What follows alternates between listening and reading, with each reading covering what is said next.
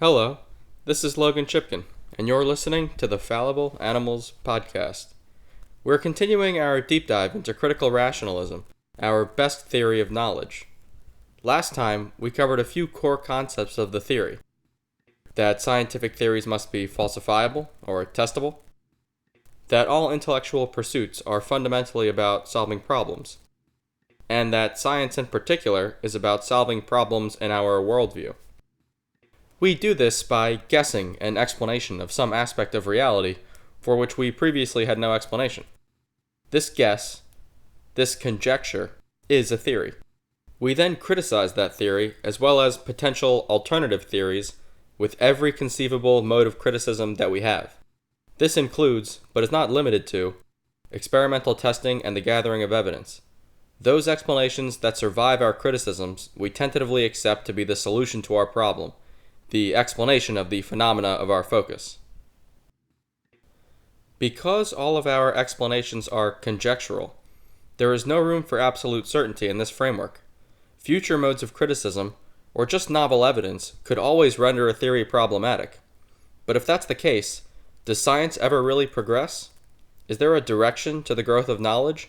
Or are we just spinning our wheels, forever swapping one theory for another, under the illusion that we're peering ever deeper into the nature of reality? Indeed, scientific progress and the growth of knowledge more generally are possible. Not only is the growth of knowledge possible, but it's been happening on Earth for a few billion years, since the first genetic code began to replicate. Genes are a form of knowledge, but that's another story for another episode. Anyway, long after knowledge first came onto the scene in the form of genes, it began to grow via a new medium, human brains. Naturally, I'm skipping many important details in the 3.5 billion years between the origins of life on Earth and the dawn of humanity. Even after humans spread across the entire planet, the growth of knowledge was only just beginning. During the 16th, 17th, and 18th centuries, knowledge grew at a faster pace than ever before, thanks to the so-called scientific revolution and the more general Enlightenment. It was during this time that many of the foundational ideas of our civilization were codified, such as individualism, the scientific method, and many others. We'll talk about this time period during a history episode, but my point now is only to broadly outline the history of knowledge on Earth, and perhaps in the universe if there are no aliens out there. But what is knowledge? Intuitively, we all have an idea by what I mean when I say knowledge, but let's not be ambiguous, for ambiguity is one of the great enemies of understanding. Knowledge is basically a special kind of information that, once instantiated in the world, tends to cause itself to remain so. Consider Johannes Kepler's discovery of his famous 3 laws of planetary motion, which he published in the early 1600s. They were meant to be improvements on Nicholas Copernicus's heliocentric model of our solar system. While Copernicus thought that planets traced circular paths in their revolutions around the sun, Kepler's first law states that planetary orbits follow elliptical paths rather than circular ones.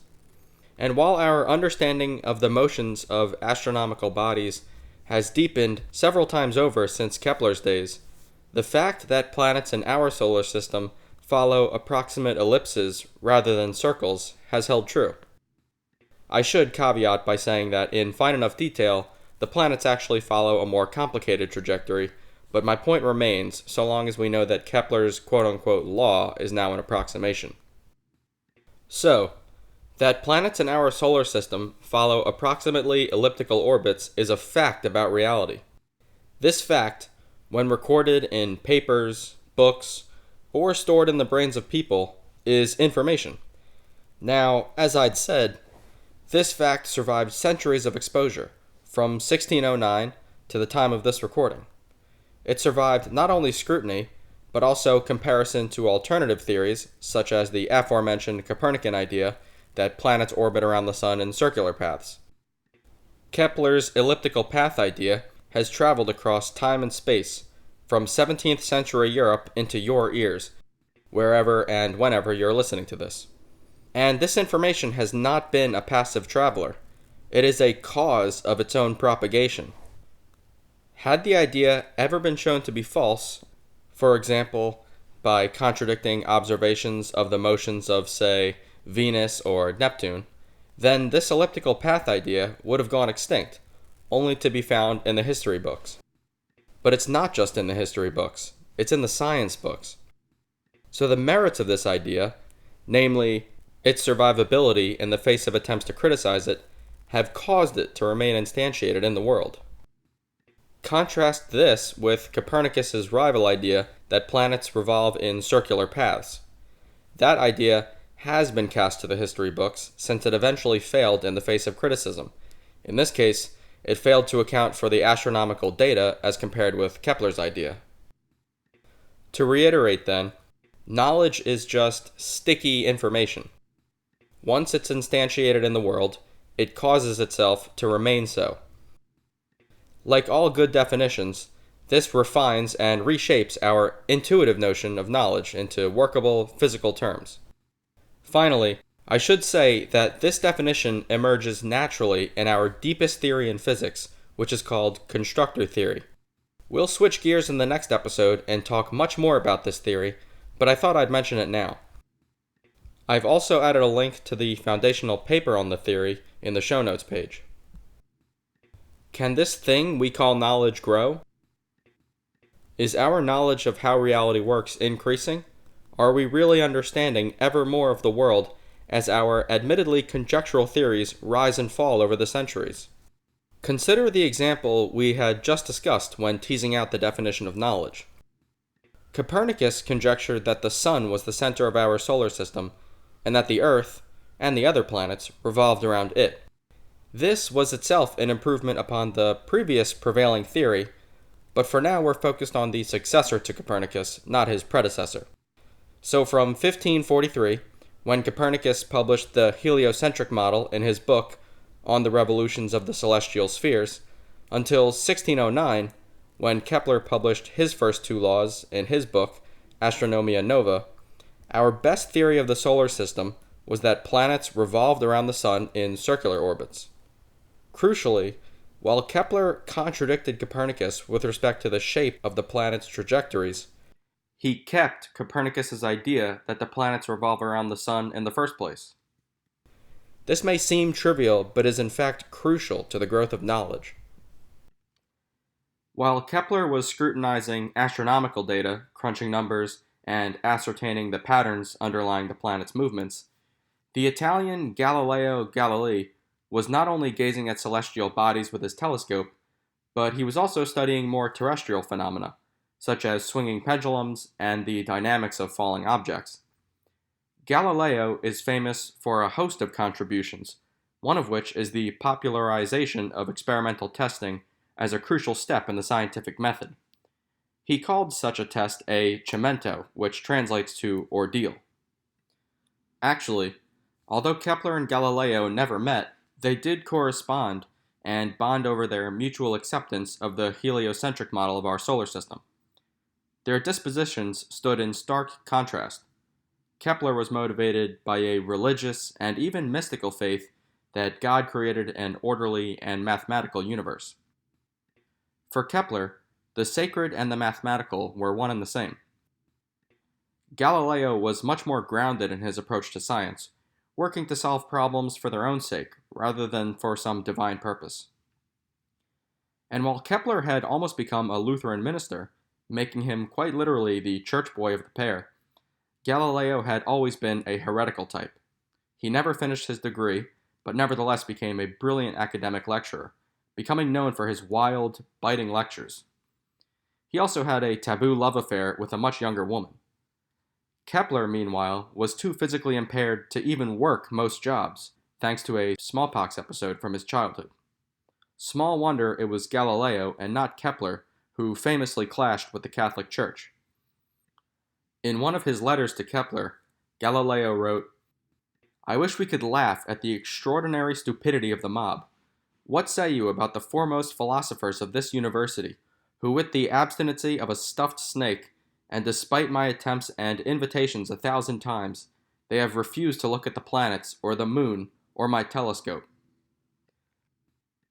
Galileo contributed to a wide array of fields, including astronomy, engineering, and, importantly for our purposes, the scientific method itself and the physics of falling bodies, both of which I had mentioned earlier. Although probably apocryphal, the story goes that by dropping objects of various weights from the Leaning Tower of Pisa, Galileo demonstrated that objects accelerate or speed up at the same rate as they fall towards the Earth, reaching the Earth's surface at the same time if they fall from the same height simultaneously. This was significant in the history of ideas because it was a refutation of one of the great Aristotle's many theories, this time his theory of motion, which posited that heavier objects should fall faster than lighter ones, and that a net force on an object is what causes it to move with a constant speed.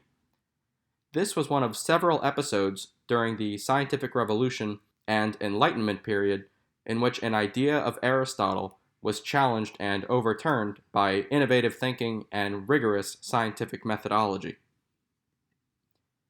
By the time Kepler and Galileo had been laid to rest in the 1630s and 1640s respectively, we had not only Kepler's 3 laws describing the motions of the planets, but also Galileo's contributions to our understanding of motion of terrestrial objects, including the fact that objects fall with a constant acceleration and at a rate that's independent of their mass.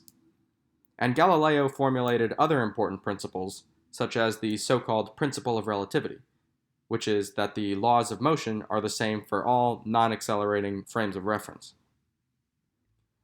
Enter Isaac Newton and his epoch-defining 3-book work, Principia Mathematica.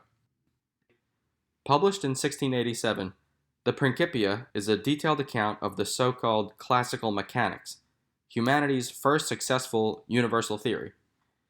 It includes not only Newton's famous laws of motion and his law of gravitation, but the book also shows explicitly how the theory accounts for disparate phenomena such as the dynamics of ocean tides and the orbits of comets. Crucially, Newton derived Kepler's 3 laws. So while Kepler merely found a pattern in data and guessed an equation that seemed to hold true for the planets, Newton postulated deeper, more general laws and derived Kepler's quote-unquote laws as consequences of the theory for particular circumstances. Similarly, Newton's theory accounts for Galileo's observations that objects accelerate at the same rate in exact, elegant terms. Although the concepts of Newton's theory, such as force, momentum, and mass, had been developed before him, he unified them into one grand explanation of the motion of matter, from swinging pendulums to firing cannonballs to falling objects on Earth to the orbits of celestial bodies beyond. Kepler's and Galileo's work turned out to be special cases that held true under particular circumstances for which Newton's theory could easily account. The story behind the impetus of Newton finally writing and publishing Principia Mathematica is actually pretty funny, but that'll be a story for another episode. Newton's theory, classical mechanics, not only explained the phenomena and corresponding mathematical patterns that Kepler and Galileo discovered, but it also explained more phenomena that no one had previously been able to explain. For any isolated system, if you knew the initial state of the system and all of the forces acting on it, Newton could, in principle, tell you its state at any later point in time. For example, if you know the initial velocity of a baseball after hitting it with a baseball bat, and you know perfectly well the magnitude and direction of the forces due to gravity and the air resistance acting on the ball, you could, in principle, predict the ball's position and velocity at any future point in time. This was a new way of thinking, a new mode of explanation. Not only did Newton's theory unify Galileo's and Kepler's ideas, and not only did it explain more than either ever could have done alone, but Newton corrected their errors. While Kepler's laws describing orbital motion definitely constituted a creative feat, his equations were rather rudimentary explanations. They were little better than mapping data to equations that seemed to work. And contrary to some unfortunate currents in some academic circles these days, raw equations do not constitute an explanation. For instance, from Kepler's laws alone, we have no idea whether or not they should or do apply to other solar systems, hypothetical or otherwise. Newton elegantly resolved this gap by providing a universal theory of gravity. That is, a theory about how any object with mass will impose an attractive force on any other object with mass. So one of Kepler's errors that Newton resolved was the lack of universality in Kepler's admittedly impressive mathematical descriptions. Every fundamental theory proposed since Newton has had this universal character. This feature is so prevalent that it's rarely made explicit, but it's worth remembering that, once upon a time, scientists merely tried to explain one or a handful of phenomena at a time. One of Newton's brilliant strokes was to consider how the world would act if a few universal statements held true. That is, if entire classes of phenomena conformed to particular rules.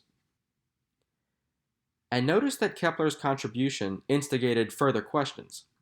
For instance, and related to the whole universality business we had just discussed, why do his laws apply to celestial bodies but not terrestrial ones?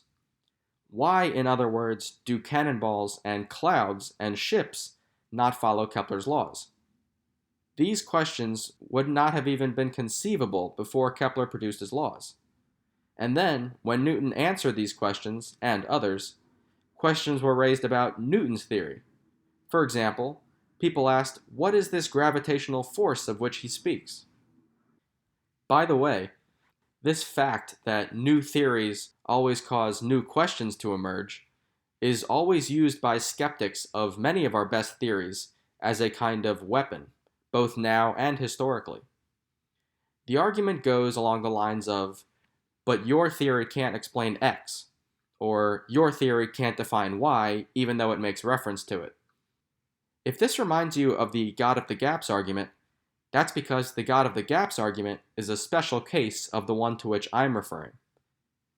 That argument is a fallacy in which someone claims that because we don't have a naturalistic explanation for some phenomenon, therefore God is necessary to explain said phenomenon. I'm exposing the more general fallacy of someone pointing to the shortcomings of a theory as a reason to reject the theory entirely. But theories must be judged by their ability to solve problems as compared with their rivals. The culprit of this fallacy, let's call it the perfectionism fallacy, compares a given theory against some utopian theory that has no shortcomings, no errors, and is capable of explaining everything. But there never will be such a theory. All of our best explanations are, and forever will be, fallible. So in explaining what exactly our solar system was and what was happening in it, civilization's best explanation evolved towards better and better explanations, each with fewer errors than its predecessor. One paradigmatic leap was that from a geocentric model, in which the Earth was at the center of the solar system, to the Copernican heliocentric model. This occurred in 1543, as we've seen. Notice that even here, where Copernicus fixed the error of having the Earth in the center of the solar system, the geocentric model wasn't completely false. For example, every subsequent theory has kept the knowledge that the solar system consists of bodies revolving around other bodies. So even here, the geocentric theory that is so often mocked did have more knowledge embedded in it than people give it credit for. Then, with Kepler, the Copernican model was improved by fixing a few of Copernicus's errors, such as the assumption that planets traced circular paths in their revolutions around the sun. But this still left to be explained why the planets should move in such a way at all. In 1687, Newton solved this problem with his great edifice called classical mechanics in his book Principia Mathematica. Among many other things, he resolved Kepler's error of not seeking and applying universal laws in deducing the motion of particular objects, such as the planets of our solar system. But while Newton's theory could explain the motions of celestial bodies in terms of gravity, he left an explanation of gravity unresolved. That gap in understanding would have to wait nearly 230 years to be resolved. I could have begun this ever-improving chain of explanations earlier in the history of civilization, and I could have ended it in present day, but I think I've made my point.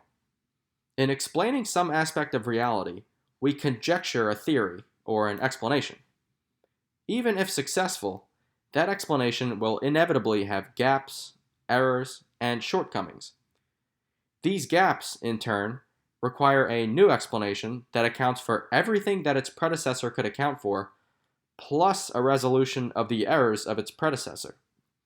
This new, deeper theory has fewer errors than its predecessor, but errors remain, some that could not even have been detected when its predecessor had reigned supreme. And so our theories grow ever deeper, our knowledge accounting for more and more phenomena with every improvement in our worldview.